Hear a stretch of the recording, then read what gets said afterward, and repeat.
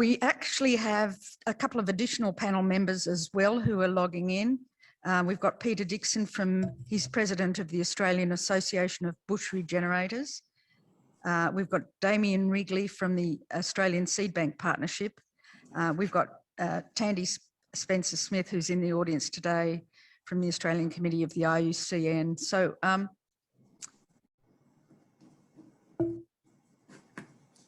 I really would like to thank all the speakers and let you know that I'll be facilitating this panel discussion, which will be focused around the UN decade potential collaborations, and in particular, a communique or statement that we've prepared in advance. But we will open up for, I'd say, about 7 to 10 minutes for questions or comments, but hopefully questions from the virtual audience and the auditorium audience that is directed towards ways or the need for collaboration between NGOs in order for us all to direct our efforts towards the goals of the UN decade. Now, I think the main issues that we're addressing is how might the NGOs best collaborate, and that's specifically to disseminate guidance and I had here best practice, but maybe that's not the right term. Best practice information to improve everybody's effectiveness. How can we promote UN decade activities that each of our organisations might be involved in, separately or collectively? And how can we engage in shared advocacy to optimise outcomes for the decade? And that's advocacy for policy change, sharpening of policy at government level. So we have a total of about 25 minutes only, and we've got to end at 16:50 sharp. Okay, who would like to start off? It could be a panel member, it could be a member of the audience. Dina, I might jump in there first. Yes, please go ahead. Team at WWF. The one thing that occurs to me in response to that question is something that Keith, I think, pointed to in his talk, which was about preaching beyond the converted. We're all very good at sending our message to, you know, those that are already environmental enthusiasts and restoration enthusiasts. But, you know, we need to get much, much better at engaging and communicating with, you know, agricultural, you know, sector, you know, landholders, extractive industries, you know, and those that really need to be part of the solution. There's quite a few on this panel already. I'm seeing Patrick from Landcare, and, you know, obviously, you know, Restore Australia, John, is very much focused on, you know, agricultural management. But I think certainly speaking from the conservation or environmental sector, we certainly need to do more to bridge that divide and, you know, work with some of those sectors that we need to be working with. Thank you. Anybody want to add to that?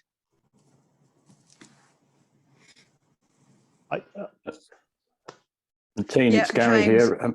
James, sorry, could you raise your hand again? Hi, James.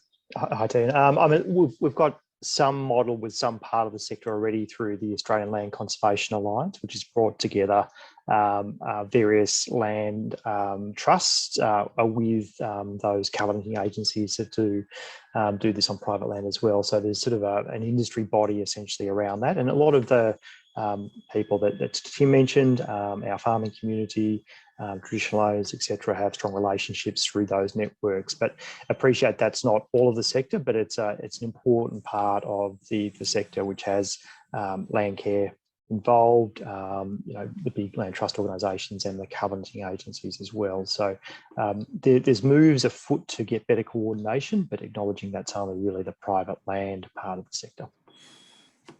Could you repeat the name of that organisation for people, please? Yeah, it's the Australian Land Conservation Alliance, or ELCA for short.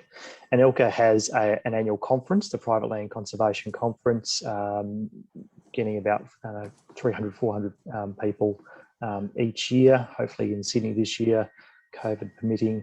and it is certainly bringing a lot of the sector together. Thank you. John had his hand up, I think. John? Yeah, thanks, Tim. I think part of the answer, or an element to helping to answer Tim's question and your question, Tim, is to paint out the details of the vision for a restored Australia. And it should be a vision that shows how multiple sectors gain, multiple parts of society gain, and the country as a whole moves ahead with environmental, economic and social benefits, hopefully with a reduction of the inequality that is now growing in Australia. So I'd just like to make that point, that it's got to be more than simply, we've got to elaborate on the narrative we currently have for restoration and turn it into benefits that shift behaviour and decision making in the different sectors. Argument, managers of land might have to see their benefits. The extractive industries might have to see what the benefits are for them, and so on and so forth across public sector, private sector and civil society. Great. And I know that was reflected in ANPC's comments on the draft statement as well. So thanks for that point. But Peter Dixon had his hand up. Peter? Yes, thanks, Tian. I think in some respects, and this is harking back to previous speakers, Patrick in particular, that times are lean at the moment. There's been reduction in funding by over a third in the environment by the federal government since it's been in power. And we're probably going to see more of that post-COVID because governments are pretty broke at the moment. With the NGOs, we need to work together. I don't think we need to invent much when it comes to how we can work together because there are so many networks, there are so many collaborations going. I think we just need to get better at how we do it and also much more effective at forcing open the door again with government and making them reverse some of their decisions in terms of policies and also funding. Okay, that's good. John? Hey, just to stir this along a little bit, I'd like to put a diametrically opposed view to Peter, if I may, Peter. Here's my thinking. Whilst ever we depend upon external resources to drive restoration as the primary driver, we're on a pathway to nowhere. We really have to engage with all actors at different levels of the landscape, all actors involved in chains, the industries, the other sectors. They should be buying in and owning the restoration process in such a way that they see the benefits to themselves and they will invest in it. And then the external resources have the role of facilitating and accelerating the restoration rather than being the essential core investment. So I'd just like to throw that on the table to stir along the discussion. Okay, and that's good. Sorry, Peter. It's very good.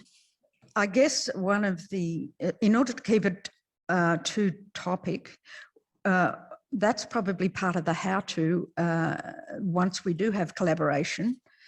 I'm thinking we need to focus on whether we can improve our collaboration as a first stage, whether we can in fact commit using the UN decade as a pivot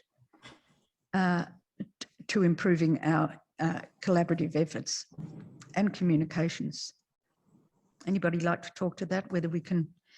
There are mechanisms. We have a statement that we could look at, but that's pretty well one that we could look at as an internal one, but that would commit us to actions that involve advocacy and sharing and sort of reaching out to others. So I'm not sure whether it's time to look at that yet. Let's just see if anybody's got any other comments.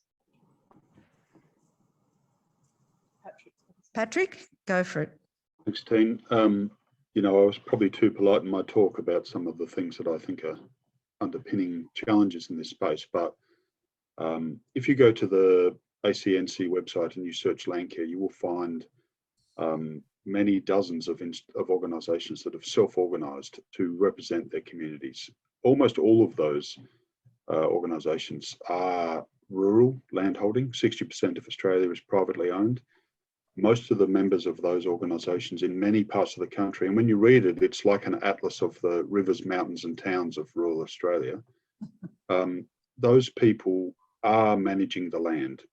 Shifts in behaviour that lead to restoration and restorative practices are the really big gains in the short time space. The big glossy project where you turn a square green somewhere and show it from a satellite, they're good projects too, but the big shifts are in the small percentage changes that are very easily made by very large numbers of people who already self-organise into those land care networks.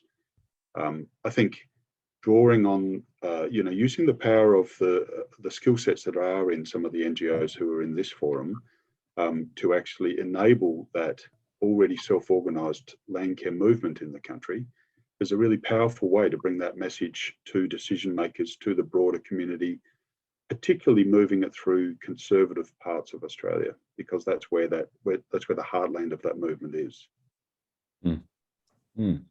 That's right. I don't think anybody would argue with that. There may be ways that can be enriched by collaboration, however. Yep. So have we any other thoughts before we move to the document itself?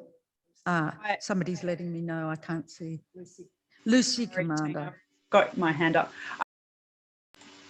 Yes, I just wanted to follow on from that really excellent point and ask Patrick perhaps what landowners need. I mean, something I read recently was if you want to do better restoration, go to where people are doing it and help them do it better.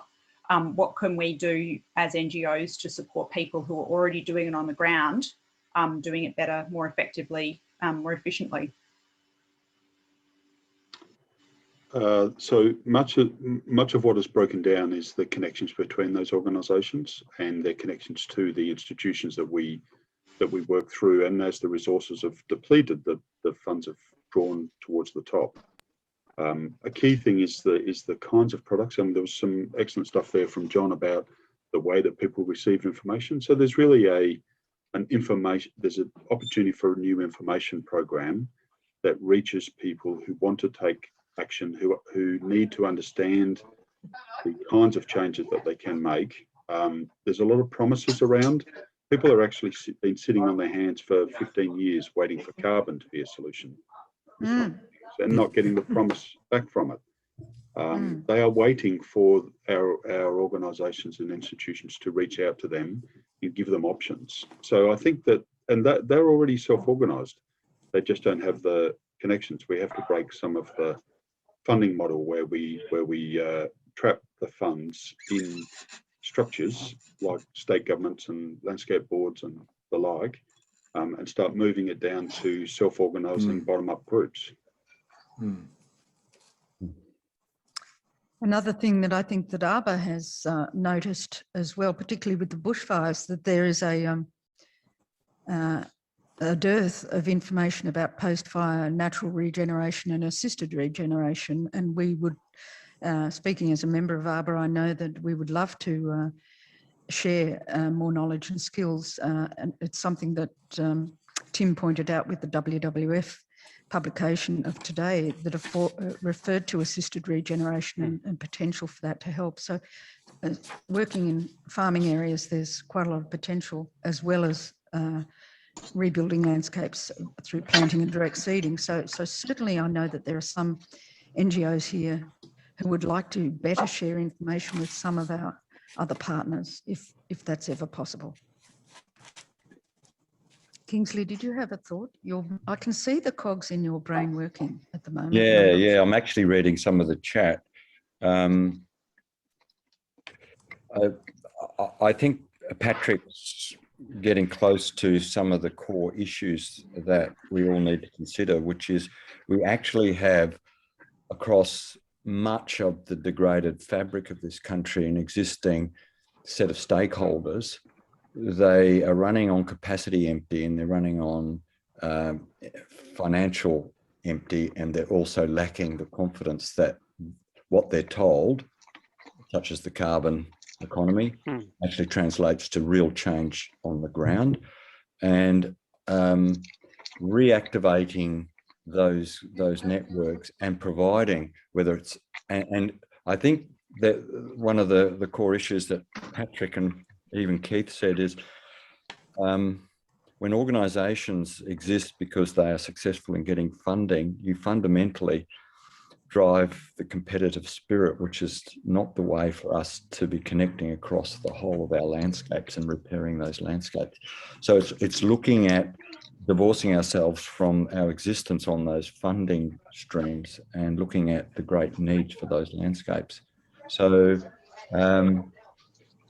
I work across land care groups, and I get exhausted talking to them about germination or where to get green stock from and what species to plant, and we just don't have that information base. So it is about giving the tools and giving the strength to the people on those landscapes. So Patrick, I tend to think we will get more bangs for our buck with those few percent increases in capacity in Australia. Don't you think, Kingsley, do you think that would be more efficiently delivered through a train the trainer approach rather than a direct extension?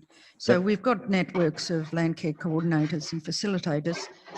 Perhaps there's potential for NGOs to work together and you know, with using various guidelines that ANPC and Sarah have developed. Perhaps there's some potential for, you know, a lot of us are volunteers and we can't take on much more. Yes. And we'll have to get some funds. Funding is a reality. If we want to actually optimise and energise a framework that is in existence, we do need funds to do that. Dan, my hand's not raising on my system, if I can. Oh, sorry. Go for it. Thanks very much, Damien. I'd agree with what you've been saying there. We're finding after the bushfires, we're getting a huge influx of requests for help and assistance from people all over the country for seed conservation, plant conservation. There's a lot of them are just looking for that guidance. So it's like Kingsley said, I think there's land care groups and other groups out there doing their best, but they just don't have that support. So I think those train the trainer opportunities, the types of courses offered by organisations like ANPC are critical. Yeah, that's great. Peter, can you? I don't know if Kingsley's in a position to pull up the draft statement. No, I asked Peter Erskine if he could do that. Okay, he can do that for us and let us know when it's up. Yeah. And we've got a question from the floor. Great. Oh, sorry, I actually wanted to make a comment, if I may. Firstly, just say I'm actually not with the Australian Committee for IUCN anymore. Okay. I return full-time to my passion, which is Great Eastern Ranges Initiative and also Gondwana Link. So we're talking to Tandy Spencer. To Tandy Spencer-Smith, sorry. Yes, I just wanted to say, I think that environmental NGOs, such as organisations like GR and Gondwana Link, we have a real role to play in translating the data and the science into strategy and practice, and that's a massive gap for a lot of our regional partnership areas and partners. Is they've got the data, they've got sometimes the science, but how do they actually translate that into on-ground action? And that's another way where train the trainer can actually work in some of that conservation action planning, but also prioritization and mapping, so they know where to work and how. Very, very good. So maybe we can look at this statement, draft statement now, and Peter can scroll down a little, or no, maybe not scroll down, but is it possible to put it into a slideshow format? No, it can't be done because it's a Google Doc. We're right, it's like a Word doc. We've taken comments from about 6 or 7 organisations to refine what started off as an exercise in extracting the essence of guidance from the UN decade. So they put out information about their basic principles and what they were looking for from partners in all countries of the world. So Sarah has just extracted a framework here. The first paragraph is simply the context. And then the second paragraph says each of the undersigned environmental not-for-profit organisations has a long track record of working for environmental conservation, including ecosystem restoration. We commit to collaborating to promote the goals of the UN decade with particular focus on, and this we've got a long list, and these are the actions that are recommended. They do place a lot of emphasis on retaining, reducing impacts and repairing ecosystems. They're the three main thrusts of the policy changes they're looking for, or the emphases they're looking for. So if we go back up, we'll stay with that, because scroll back up so I can see. Yep. So I think that everybody's had a reasonable look at what those actions are: retaining and protect ecosystems through developing, adopting and enacting in consultation with ecologists. Maybe we can say something other than ecologists there. Broad targets for restoration of all ecosystems in Australia. So, you know, a lot of the people were saying, look, we've got to talk about, when we talk about retaining and protecting, we need to have some sort of target. And so nobody knows what those targets should be. So obviously they've got to be developed, and they've got to be developed not by a government with political interest alone, but by governments perhaps with strong consultation with sectors throughout society, including those representing ecosystem health. So that's what that's in there for. Wording refinement would be most welcome. And adopting strong science-based legislation, regulation and compliance and audit. That was another comment that came strongly from the partners in this who were sent this. They want to see governments adopting enabling legislation and stronger regulation, and expanding the national reserve system. So that's fundamentally the retain and protect generic statements. Reducing impacts through expanding incentives and regulation to dramatically reduce emissions, land clearing and other degrading practices, and progressively shift to restorative practices. I think that's reasonably well expressed and not controversial within our group.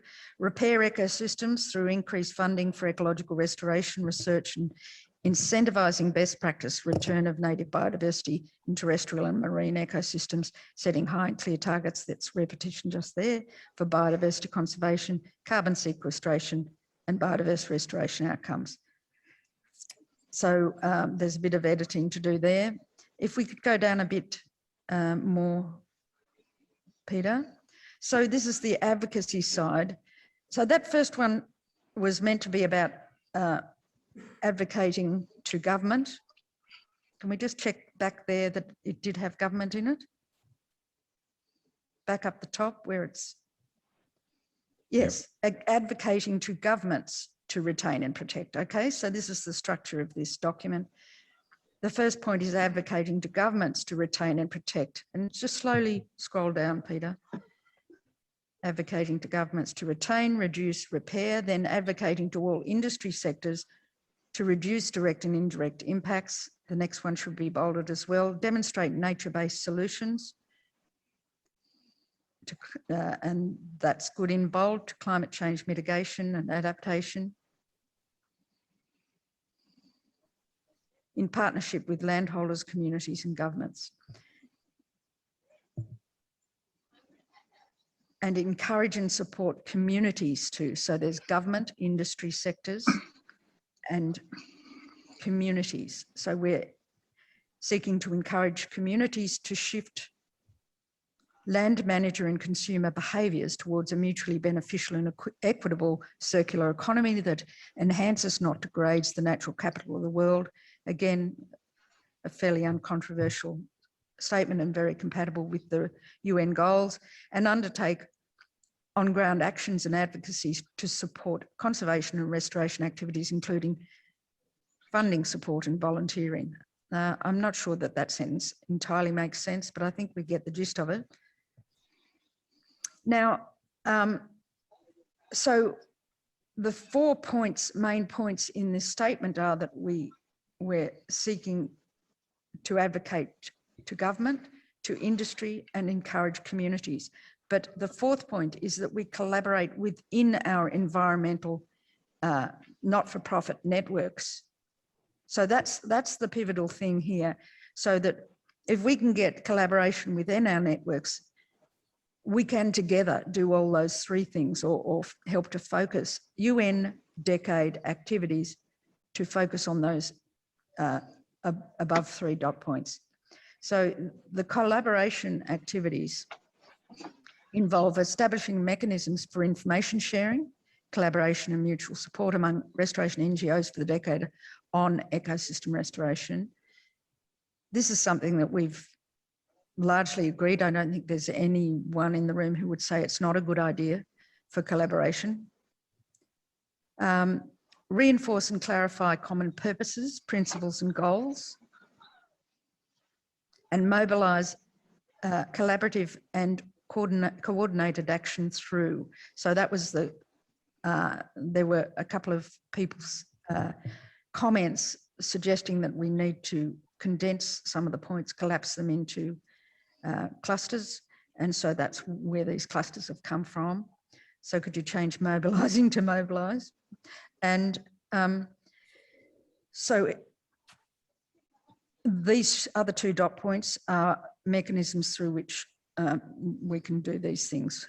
We can reinforce and clarify. So promoting public awareness and supporting mentoring, celebrating leaders, and so on. Now, we need to particularly encourage leadership by Indigenous groups and youth. So supporting, mentoring, and celebrating leaders.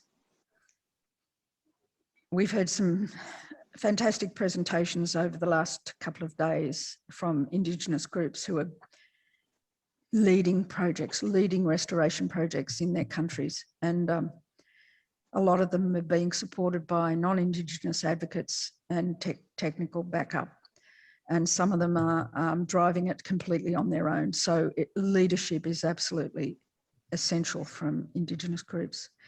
Okay, so update and promote best practice restoration in Australasia through. Now, one of the things that I think we're not doing well as a group of NGOs or not-for-profits is we're not sharing our best practice approaches and methodologies that well. Now, for those of us who are receiving public funding, we pretty well have an obligation to do that sharing. And I think we do try, but we're so focused on our outputs, we're not realising that perhaps by some sharing of information on a 2-way basis, we could actually be improving our outputs.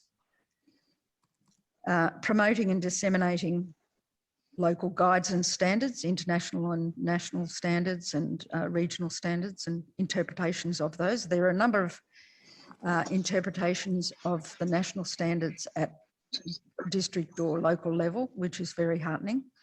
So there's a bit of repetition in here that doesn't need to be there. We need to support an accreditation system. So SCR has a certification program for restoration practitioners. ARBA has an accreditation program for bush regeneration practitioners, and they want to collaborate with other organisations, including Greening Australia and others, to develop an accreditation system for reconstruction practitioners. We would like there to be a standard of practice that can be validated, I suppose, for people who are undertaking works, particularly with public funding, because there's a lot of new information on how to improve the outcomes for these things. Okay, we need to seek and advocate for increased resources for this as well. And particularly, we need to better support and provide materials to training and education programs who are meant to be industry directed. They're very responsive to industry, but are we giving them the information? Are we providing materials to support the TAFE system, for example? I don't know. I know Ava's been trying, Sarah's been trying, and other groups have looked at some of the revisions of the training packages, but where are the materials we're providing? And of course, ultimately, we need to deliver a carbon restoration economy that it's a net gain for the conservation estate. In other words, we have to make sure that biodiversity gets a look in there for carbon projects. Biodiversity and carbon have a high level of compatibility, but we're probably understating that. So look, that's basically what the document is. We've pretty well run out of time, as it turns out. Does anybody have any suggestions for how we can move this forward? Can we find a mechanism where we Sarah invites all those who have been invited today to continue this conversation with the view to us actually developing a statement and perhaps forming some sort of alliance or articulating an alliance between us. Do we have agreement among those in the room before the session ends? Can you put up your hands or your thumb or even nod? That'd be great. But if you don't like it, just make a really horrible gesture. James, we're not seeing a thing from you. He's on board. Okay, well, look, we'll make an executive decision. And I just wanted to pick up on what I think was also an additional comment coming from John and Patrick about the opportunities for us to link to the grassroots a lot more than what we do. And maybe we just set up an informal discussion group of those that are interested to continue that, to see how that might flesh itself out in terms of an information network and capacity building for the grassroots outwards. Okay, now why I'm pushing this to close is because our virtual audience may be locked out very soon. So just in case they are locked out, I don't want to be rude and not say thank you to them. But having said thank you, we can continue a little bit. Kingsley, in practice, would you agree that we can progress with communications with everybody on the basis of this initiative, I guess? Yeah, I think the communique just probably needs tightening and condensing. I don't think there's anything objectionable in it, but I think a real action item is progressing what I think was an ignition point to activate Australian landscapes in a way that was to happen, but I think is no longer coordinated or getting. Okay, that sounds great. And I think what we need to do is actually get high-level endorsement from each of the organisations. We need it to be taken seriously. Yeah. Okay. And I'm very pleased with this. And could I also suggest that we might do a subset of that, if the members agree, that goes to the Minister for the Environment, potentially signed off by all the participating NGOs. Kingsley, I like those words, and I think that we'll depend on you for that sort of leadership. Okay. So let's put our heads together and we'll put it to everybody with some sort of strategy. Fabulous. And then we'll get your comments on the strategy because we want it to work for everybody. Thanks. We want it taken seriously.